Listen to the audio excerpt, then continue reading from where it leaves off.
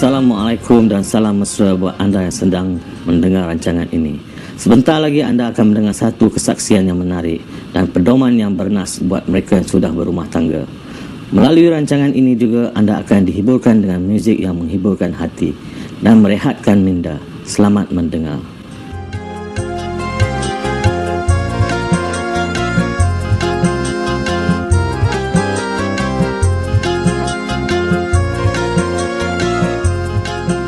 Sudah menjadi kelaziman setelah kandungan isteri semakin membesar, suami isteri mula bermesyuarat untuk menentukan nama anak yang akan dilahirkan.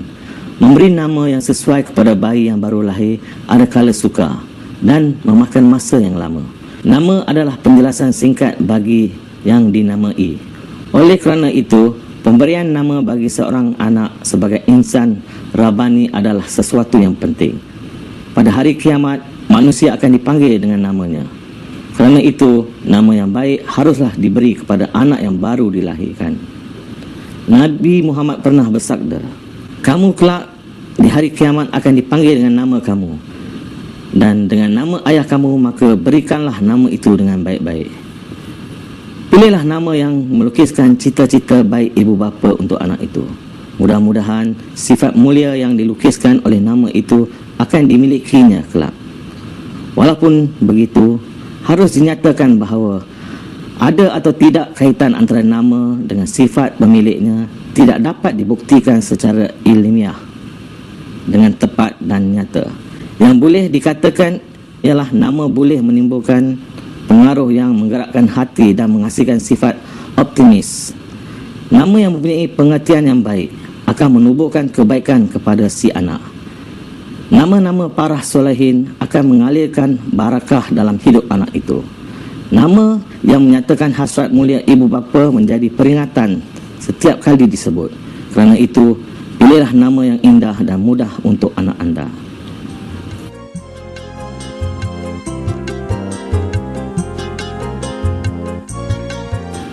Sekarang, marilah kita mendengar kisah menarik penamaan anak pertama Puan Jamilah dari Malaysia.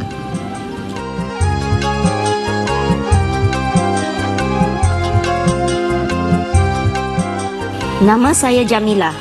Saya seorang suri rumah tangga berbangsa Melayu. Ketika saya mengandung anak saya yang pertama 7 bulan, saya mendapat satu mimpi. Dalam mimpi itu, saya disuruh menamakan anak saya Samuel apabila dia dilahirkan. Saya tidak mahu melakukannya kerana nama itu nama Kristian dan saya benci orang Yahudi. Suami saya juga bersetuju bahawa anak saya itu tidak patut diberi nama Samuel. Pada suatu hari, apabila anak saya berumur 1 bulan, saya meletakkannya di tingkat bawah rumah sementara saya keluar untuk menjemur kain. Tiba-tiba, seekor ular hitam telah masuk melalui satu lubang ke dalam rumah saya yang kurang elok itu ke tempat anak saya berada. Ular itu meninggikan kepalanya di depan anak saya yang ketika itu tidak dapat tidur dan sedang menggoyang-goyangkan kakinya. Walaupun begitu, ular itu tidak mematuk anak saya. Apabila saya masuk ke dalam rumah, saya terkejut. Mau jerit pun tidak dapat. Saya hanya memerhatikan apa yang berlaku. Ular itu terus memandang anak saya dan kemudian menyusup keluar. Saya hairan kenapa ular itu tidak mematuk anak saya. Apabila suami saya pulang, dia pun terkejut apabila diberitahu apa yang sudah berlaku. Dia menceritakan perkara ini kepada kawannya yang kebetulan seorang Kristian. Kawannya itu datang ke rumah saya dan saya memberitahu dia tentang mimpi yang menyuruh saya menamakan anak saya Samuel. Dia berkata, nama Samuel itu ada dalam Alkitab. Saya terkejut dengan apa yang dinyatakannya. Setelah lawatan ini, suami saya yang bukan berbangsa Melayu mula pergi ke gereja. Tidak lama kemudian, seorang pemimpin gereja telah datang ke rumah saya dan memberi saya sebuah Alkitab. Apabila saya membuka Alkitab itu, tiba-tiba saya ternampak Ada nama Samuel dalamnya. Saya rasa seronok dan gembira. Pada hari Ahad berikutnya, saya ke gereja bersama suami saya. Ada seorang pendakwa Kristian yang berdoa untuk saya ketika itu. Saya selalu sakit, selalu mimpi dan selalu diganggu oleh sesuatu yang menekan-nekan saya sehingga saya tidak dapat tidur. Setelah didoakan, saya rasa satu benda berat keluar dari badan saya dan saya rasa ringan sahaja. Saya percaya sesuatu yang ajaib telah berlaku kepada saya. Saya menghadapi masalah mendapatkan surat beranak untuk anak pertama saya. Setelah 6 bulan, masih belum ada sijil lahir. Pada suatu hari, setelah berdoa, saya digalakkan oleh seorang pemimpin gereja untuk memberanikan diri dan pergi ke hospital tempat lahir anak saya untuk mendapatkan sijil lahirnya. Apabila dekat dengan hospital, saya berdoa mengucap terima kasih kerana bantuan Isa Al-Masih. Saya berjaya mendapatkan sijil lahir untuk anak saya pada hari itu. Saya sungguh gembira dan terus menamakan anak pertama saya Samuel. Dari situlah saya mula percaya kepada Isa Al-Masih. Setelah saya kenal Isa Al-Masih, saya sedar ada perubahan dalam diri saya. Dahulu, saya suka tipu, kuat cemburu dan gaduh dengan suami macam orang gila, tetapi sekarang semuanya telah hilang. Ini bukan dari usaha saya sendiri, tetapi apa yang telah dilakukan oleh Isa Al-Masih di dalam diri saya. Mengapa Isa Al-Masih lakukan semua ini untuk saya? Mungkin kerana saya terlalu nakal. Semasa di sekolah, sayalah yang paling nakal. Ibu saya begitu marah dengan saya hingga pernah bersumpah itu dan ini ke atas saya. Suatu hari saya telah lari dari rumah, mencari Tuhan yang sebenar yang boleh tolong selamatkan saya. Sekarang Tuhan telah pilih menyelamatkan anak yang nakal itu. Setelah saya percaya dalam Isa Al-Masih, saya gembira dan tidak pernah menyesal. Hidup saya sentiasa bahagia, walaupun ada masanya serba kekurangan, tetapi saya sekeluarga tidak pernah kering beras.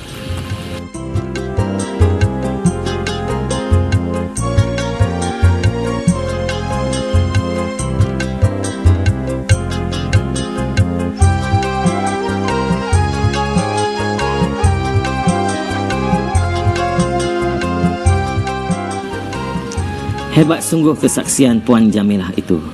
Sesungguhnya Isa Al-Masih ialah satu pribadi yang terkemuka, mulia dan mempunyai kemampuan yang luar biasa. Berikut sedikit maklumat mengenai Isa Al-Masih.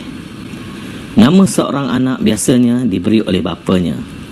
Akan tetapi di dalam Al-Quran terdapat satu kisah tentang seorang bayi istimewa yang tidak menerima namanya dari bapanya. Sebaliknya, Allah sendiri telah memilih namanya. Kisah ini tercatat dalam surat Ali Imran ayat 45 yang berbunyi, "Ingatlah ketika malaikat berkata, 'Hai Maryam, sesungguhnya Allah menggembirakan kamu dengan kelahiran seorang putera yang diciptakan, dengan kalimat yang datang daripadanya. Namanya Al-Masih Isa putra Maryam.' Nama ibu bayi itu Maryam. Pada suatu ketika Maryam, seorang wanita yang suci, sedang semayang, malaikat Jibril telah menjelma di hadapannya dalam bentuk manusia. Dia membawa satu berita yang menggembirakan lagi menghairankan. Malaikat itu menyampaikan berita gembira bahawa Maryam ialah hamba pilihan Allah, bahawa Allah akan mengurniakan kepadanya seorang anak yang diciptakan bukan melalui proses yang biasa. Anak ini mesti dinamakan Isa Al-Masih Ibnu Maryam, dan dia akan menjadi orang yang mempunyai kedudukan yang tinggi di dunia ini. Mengapakah nama yang spesifik ini dipilih oleh Allah untuk anak Maryam yang istimewa itu? Sudah dinyatakan pada permulaan rancangan ini bahawa nama adalah penjelasan singkat bagi yang dinamai. Isa Al-Masih bermaksud penyelamat yang telah dipilih Allah. Isa Al-Masih ialah penyelamat manusia yang telah disediakan oleh Allah sendiri. Nama yang diberi Allah bertujuan untuk menyatakan kepada manusia cita-cita baik Allah untuk anak itu. Sesuai dengan namanya, Isa Al-Masih telah menyembuhkan orang yang sakit dan menghidupkan orang yang mati. Dia menyelamatkan manusia dari penyakit dan maut. Hari ini, Isa Al-Masih terus melakukan mujizat-mujizat yang membuktikan kebenaran ajarannya dan kekuasaan Allah. Isa Al-Masih kalimatullah, nuzul ke dunia, tebus manusia.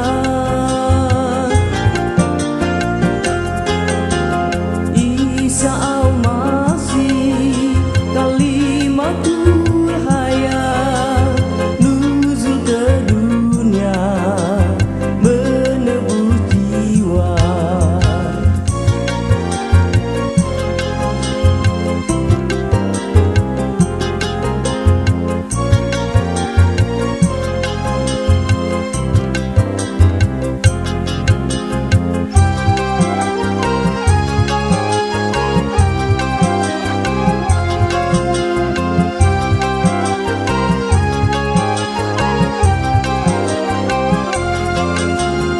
Isa yang berkuasa, Isa yang mulia,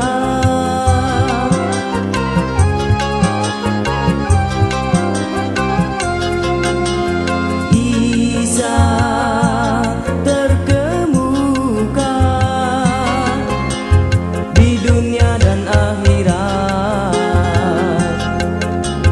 Dialah satu-satunya sebagai penebus dosa, kafarat untuk manusia. Isa Al-Masih kalimatul hayat, nuzul ke dunia, menebus jiwa.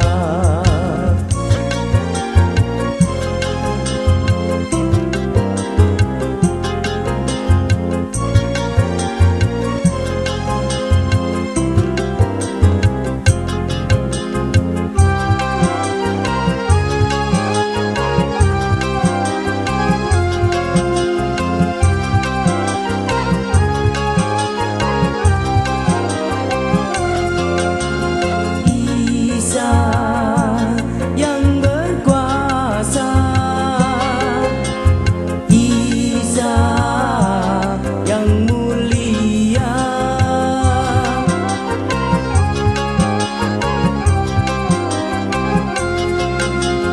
Isa terkemuka